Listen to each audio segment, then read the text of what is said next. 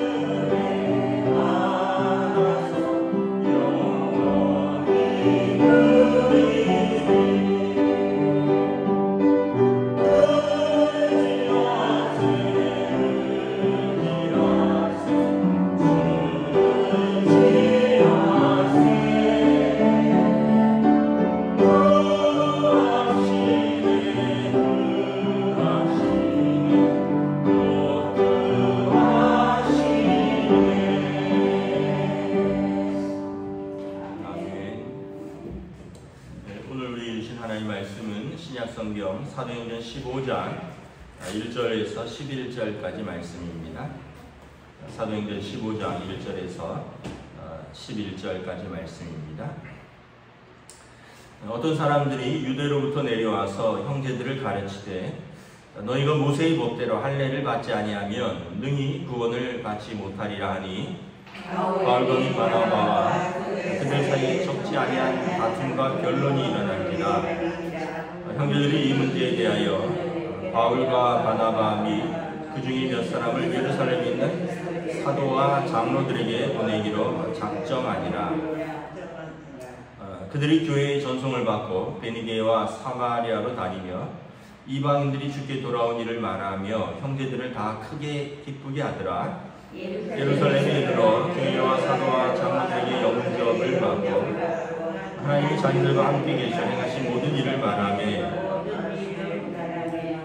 바리새파 중에 어떤 믿는 사람들이 일어나 말하되 이방인들에게 할례를 행하고 모세의 율법을 지키라 명하는 것이 마땅하다 아니라 사도와 장로들이 이 일을 의논하러 모여 많은 변론이 있은 후에 베드로가 일어나 말하되 형제들아 너희도 알거니와 하나님이 이방인들로 내 입에서 복음의 말씀을 들어 믿게 하시고려고 오래전부터 너희 가운데서 나를 택하시고 또 마음을 아시는 하나님이 우리에게와 같이 그들에게도 성령을 주어 증언하시고 믿음으로 그들의 마음을 깨끗이 하사 그들이나 우리나 차별하지 아니하셨느니라. 그런데 지금 너희가 어찌하여 하나님을 시험하여 우리 조상 가운데 능히 매지 못하던 멍에를 제자들의 목에 두려느냐.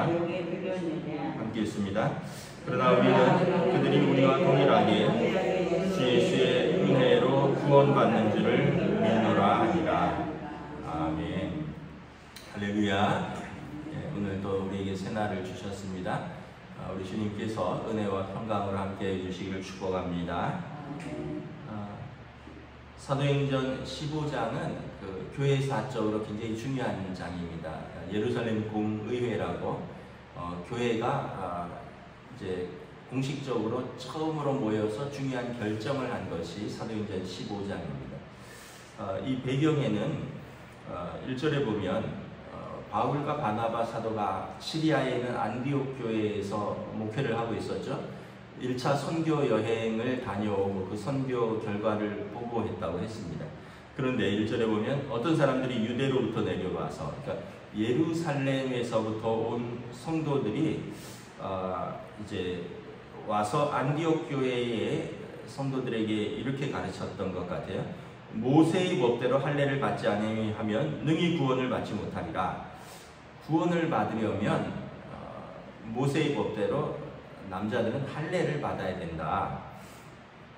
할례는 우리가 잘 아는 대로 창세기에 보면 하나님께서 아브라함에게 믿음의 표시로, 그러니까 하나님을 믿음에 그가 의롭다 여김을 받고 이제 하나님의 언약의 표징으로 아브라함의 집에 있는 모든 남자들은 할례를 받으라. 그래서 아브라함부터 그 집에 속한 자들은 할례를 받았죠. 그리고 그 이후로 이제 유대인들은 남자들이 태어난 지 8일째 되는 날 할례를 받았습니다. 그래서 하나님과의 언약의 표징을 몸에 가지고 있는 겁니다. 그리고 유대교로 개종한 사람들은 성인 남자라도 그 시점에서 개종한 시점에서 할례를 받았습니다.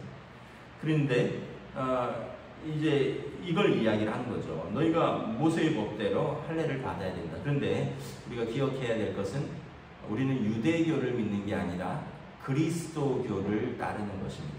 예수님을 따르는 것이에요.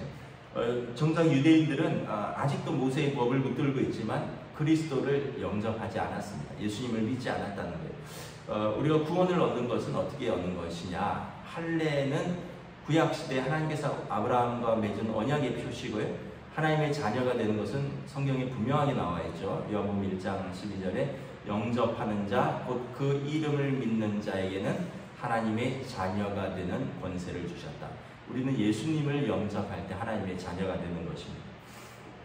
근데 이제 지금은 초창기 기독교니까 유대교의 뿌리 위에 기독교가 세워지고 있는 상황이에요. 그러니까 막 혼돈이 오는 거죠. 그래서 예수 믿는 사람들이었습니다. 이 사람들도 유대로부터 온 사람들도. 그런데 이 사람들이 볼 때 이방인 제자들이 할례도 받으면 더 완벽하겠다. 예수님 믿는 것, 그러니까 유대인들이니까 유대인들이 예수님도 믿었지만 이방인 제자들에게 너희도 우리처럼 할례를 받으라 라고 강권하는 겁니다. 2절에 보면 바울과 바나바가 안디옥 교회의 목회자니까 그들과 다투는 거죠. 왜 그런 이방인 제자들에게 이런 멍에를 지우려 하느냐 하고 적지 않은 다툼과 변론이 일어나니까 안디옥 교회에 있는 성도들이 헷갈리는 거예요. 도대체 바울과 바나바가 맞는 거냐, 아니면 예루살렘에서 온 저 유대인 성도들이 맞는 거냐. 그래서 우리가 그러면 예루살렘에 있는 사도와 장로들에게 자문을 구하자라고 바울과 바나바 및 교회의 대표 몇 사람을 예루살렘에 있는 사도와 장로들에게 보냅니다. 그러니까 예루살렘이 모교회고요. 안디옥 교회는 이방인 교회인데 굉장히 이제 커졌죠. 그리고 이방인 교회가 예루살렘 교회에 구제한검을 할 정도로 커졌고 선교의 이제 본부가 되어 있는 교회인데, 이런 교리적인 문제로 예루살렘에 있는 교회에 청원을 넣습니다. 무엇이 옳은가? 우리로 말하면 이제 총회에다 청원을 넣는 거죠. 가끔 이제 개교회나 노회가 어떤 해결하기 어려운 문제가 있으면 총회에다가 청원을 넣습니다. 우리 교회에, 우리 노회에 이런 문제가 있는데 이것이 교회 법적으로 옳은지 아닌지 판단해 주십시오. 그래서 교회는 노회로, 노회는 총회로 이렇게 올라가는 절차가 있어요. 지금 이걸 어떻게 보면 총회에다가 묻는 거예요. 그래서 예루살렘 공회가, 총회가 지금 처음으로 소집이 되는 겁니다. 3절 4절에 보면 이제 바울과 바나바와 그리고 그 안디옥 교회 성도들 대표들이 교회의 전송을 받고 예루살렘으로 가면서 베니게, 사마리아, 이방 지역과 사마리아, 근데 유대 땅이지만 그들이 미워하는 지역, 이걸 다시 이렇게 다니면서 예루살렘을 거쳐서 예루살렘으로 오죠. 그러면서 이방인들이 주께 돌아온 것을 증거합니다.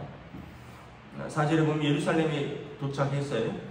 예루살렘 교회는 12사도가 계시죠. 그 12사도와 또 장로들에게 영접을 받고 하나님이 자기들과 함께 계셔서 행하신 모든 일을 이렇게 증언합니다. 예루살렘 교회에 지금 청원을 넣은 상태죠. 이방인들이 할례를 행하는 것이 맞느냐 아니면 안 해도 되느냐, 이걸 청원을 넣은 거예요. 이걸 보고를 하는데 5절에 보면 바리새파 중에 어떤 믿는 사람들이 말을 합니다. 바리새파는 엄격한 율법주의자들이라 그랬죠. 이 사람들이 예수를 믿어도 율법에 여전히 엄격한 사람들입니다. 이 사람들이 일어나서 말합니다. 이방인들도 할례를 행하고 모세의 율법을 지키라 명하는 것이 마땅하다. 왜냐하면 하나님께서 구약 성경에 우리에게 율법을 주셨고 아브라함에게 언약의 증표로 할례를 주셨기 때문에 우리가 모든 아브라함의 자손 구원받은 백성은 이것을 지키는 것이 마땅하다. 이렇게 이야기했다는 거죠. 그래서 6절부터 이제 회의가 시작됩니다. 사도와 장로들이 이 일을 의논하러 모여서 많은 변론이 있었습니다. 하지 말자, 아니다, 마땅히 해야 된다. 이방인들은 예외로 하자, 아니다, 유대인으로서 충분하다. 뭐 이런 변론들이 있다가 베드로 사도가 일어나서 이렇게 지금 정리를 합니다. 형제들아, 너희도 알거니와 하나님이 이방인들로 내 입에서 복음의 말씀을 들어 믿게 하시려고 오래전부터 너희 가운데 나를 택하시고, 베드로 사도는 예루살렘 교회의 기둥과 같은 사도입니다. 오늘 예루살렘 공회 의장은요, 12절에 보면 야고보 사도라는 것을 알 수 있습니다. 예수님의 동생 야고보 사도가 예루살렘 공회의 의장이지만 예루살렘 교회의 실질적인 리더는, 말씀의 리더는 베드로였습니다. 베드로 사도께서 자신이 이방인들이 어떻게 복음을 듣고 믿게 된지를 증언합니다. 8절에 보면 내 마음을 아시는 하나님이 우리와 같이 그들에게도 성령을 주어 증언하시고 믿음으로 그들의 마음을 깨끗이 하사 그들이나 우리나 차별하지 아니하셨느니라. 이방인들도 그들에게 믿음을 주셨고요. 성령께서 그들에게 임재하셔서 그들에게 하나님의 자녀됨의 증거를 주셨다는 거예요. 그래서 하나님께서 구원받는데 유대인이나 이방인이나 차별하지 아니하셨다. 고넬료의 사건을 이야기한 겁니다. 백부장 고넬료의 사건을 우리가 사도행전 9장 이제 8장 여기서 이제 나와서 알고 있죠. 이탈리아의 군대에 백부장 고넬료가 기도하다가 베드로를 청하여 말씀을 들으라 했고, 베드로는 그 시간에 기도할 때 하늘에서 보자기 같은 것이 내려오는데 보자기에 온갖 짐승이 다 있어서 하늘에서 소리가 있어서 이거 먹으라. 부정한 것을 제가 먹지 않습니다. 먹으라, 먹지 않습니다. 이런 일이 3번 있은 후에 하늘에서 어떤 소리가 들렸습니다. 내가 깨끗하다 한 것을 너가 왜 부정하다 하느냐. 그리고 이 일이 있고 나서 베드로가 이것이 무슨 일인가 생각할 때에 문을 두드리는 소리가 났죠. 성령께서 고넬료가 너를 청하니 주저하지 말고 가서 말씀을 전하라 하죠. 그래서 베드로가 따라가서 이방인 고넬료의 집에 이르렀는데 고넬료의 집에 자기 식구들과 이웃 사람들 다 불러놓고 말씀을 듣기 위해서 기다리고 있었고, 베드로가 예수께서 그리스도다, 나사렛 예수가 우리가 기다리던 그리스도다라고 증언할 때 고넬료 가족이 다 믿었고 그들에게 성령이 임했고 그들이 예수의 이름으로 세례를 받았죠. 이거를 증언하는 겁니다. 그러면서 10절에 그런데 지금 너희가 어찌하여 하나님을 시험하여 우리 조상과 우리도 능히 매지 못하던 멍에를 제자들의 목에 두려 하느냐. 멍에는 이렇게 자유롭게 움직이지 못하도록 이렇게 소의 멍에 알죠? 네, 소에게 메우는 거. 이러고 있으면은 그걸로 끌고 가는 거죠. 왜 우리도 우리 조상과 우리도 우리 믿음의 조상들 유대인들 그리고 지금 유대인 우리도 매지 못하는 멍에를 왜 이방인들 제자들의 목에 두려고 하느냐? 왜 어찌하여 하나님을 시험하느냐? 라는 겁니다. 그러면서 베드로의 내리는 이제 베드로의 주장은 뭐냐면 우리는 그들이 우리와 동일하게 주 예수의 은혜로 구원받는 줄을 믿노라 하니라. 구원은 하나님의 은혜로 받는다라는 거예요. 로마서 3장에 십자가의 속량으로 구원을 받는다 그랬죠. 구원받은 것이 무슨 법으로냐? 아니면 우리의 무슨 의로운 행위로 구원을 받느냐? 저나 여러분이나 여러분 법을 하나도 어긴 것이 없습니까? 저와 여러분들이 의로운 행위가 있습니까? 그것으로 구원을 받습니까? 아니라는 거예요. 그래서 은혜로 얻는 구원이라는 거예요. 그런데 왜 이방인 제자들에게 이렇게 무거운 멍에를 매려 하느냐? 그러면서 이제 12절부터 내일 보면 야고보 사도가 정리를 하고 예루살렘 공회가 결정을 하는 것입니다. 여러분 만약에 계속해서 이런 율법과 할례를 받아야 한다면 할례는 그렇게 어렵지 않아요. 태어난 지 8일 만에 아이들 할례 주는 거는 남자아이들 그렇게 어렵지 않는데 문제는 율법입니다. 613가지나 되는 법을 어찌 다 지킬 수 있겠습니까? 그걸 다 지킨다고 해도 여러분 예수님께서 마음으로 짓는 죄에 대해서도 말씀하셨죠. 너희 미워하면 살인한 거다. 너희 음탕한 눈으로 쳐다보면 간음한 거다. 형제에게 라가라고 욕하면 너 지옥불에 떨어진다. 그거 감당할 수 있겠느냐? 예수님이 말씀하셨죠. 우리가 법으로 구원을 받는다고 하면 아무도 우리 중에 구원받는 사람이 없습니다. 하나님의 은혜로 받는 거고요. 예수님의 십자가로 구원을 얻는 거예요. 우리 예수 믿는 것이 무엇인가를 다시 한번 생각을 해봅니다. 예수 믿는 것은 여러분 예수님께서 율법학자와 대화를 하셨죠. 예수님 어떤 계명이 가장 큰 계명입니까?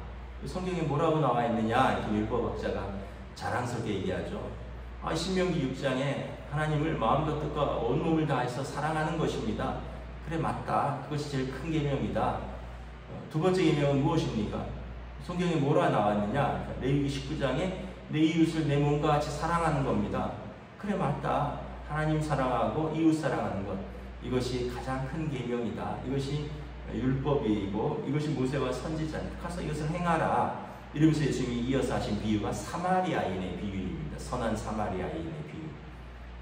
길에서 강도 만나서 거반 죽어가는데 제사장은 정결함이 훼손될까봐 그냥 지나갔고 레위인도 부정할까봐 그냥 지나갔는데 너희가 경멸하는 사마리아인이 강도 만난 사람을 싸매어주고 치료해주고 여관에 데려가서 그를 맡기고 돌아올 때까지 경비를 주어서 치료하라 하지 않았느냐?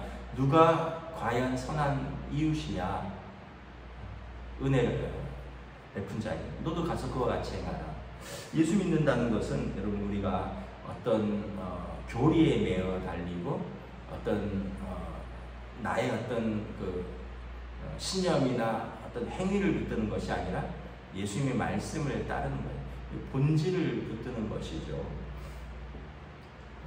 하나님 사랑과 사람 사랑에 우리가 힘쓰면서 예수님 닮아가려고 애를 쓰면 우리의 부족한 신앙생활, 또 우리의 부족한 행위, 우리의 부족한 인격 속에서도 그래도 믿음의 꽃이 조금씩 피어가는 거죠.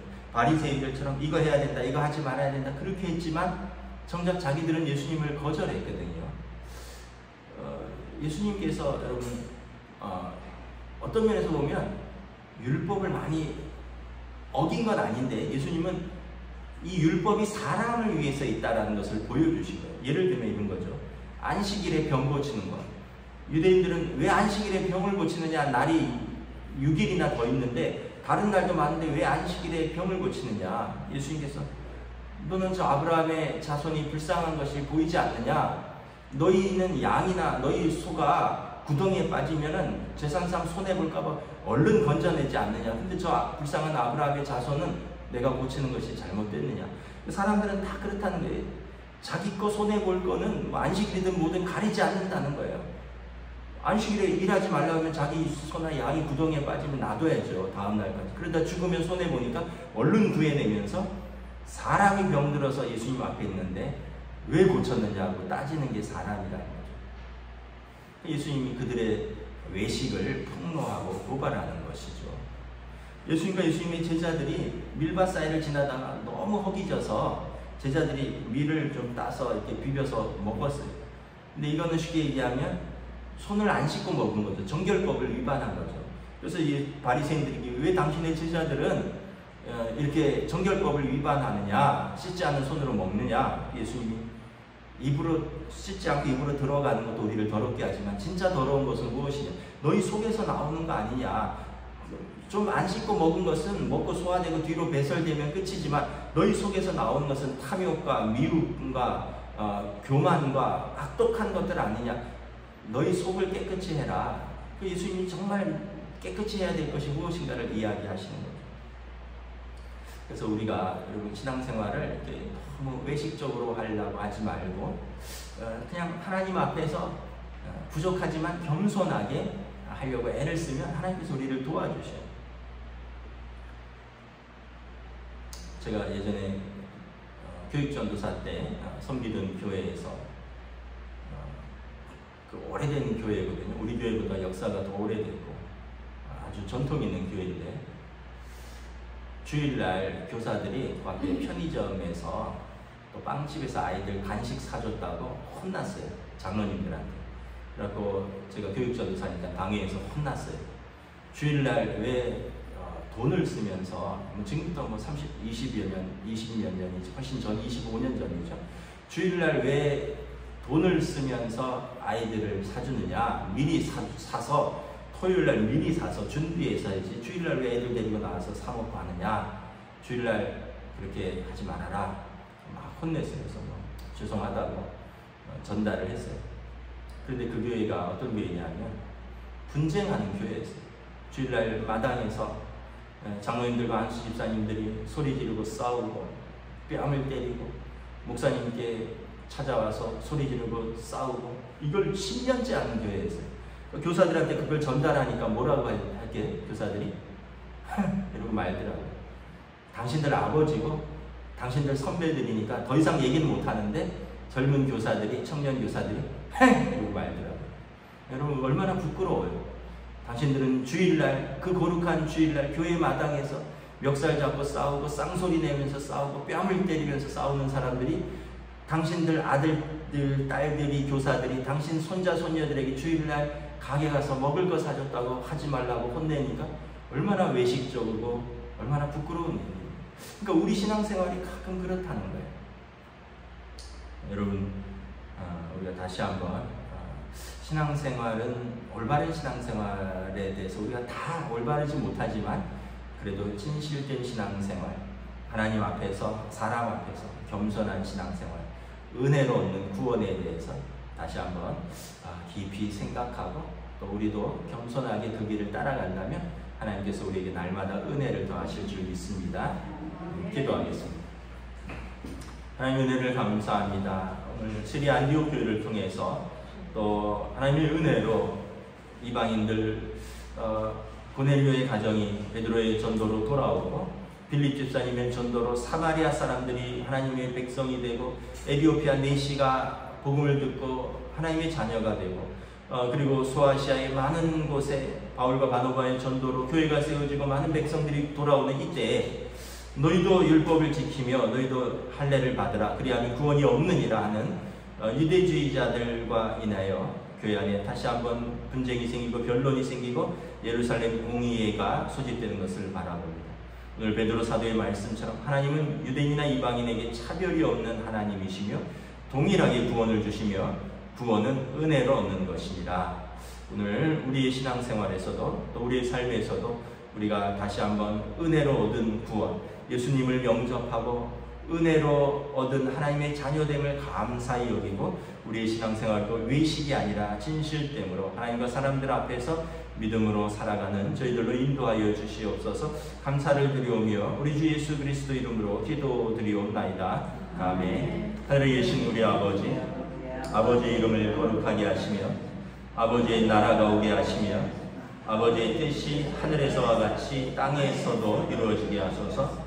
오늘 우리에게 일용할 양식을 주시고 우리가 우리에게 잘못한 사람을 용서하여 준 것 같이 우리 죄를 용서하여 주시고 우리를 시험에 빠지지 않게 하시고 악에서 구하소서. 나라와 권능과 영광이 영원히 아버지의 것입니다. 아멘.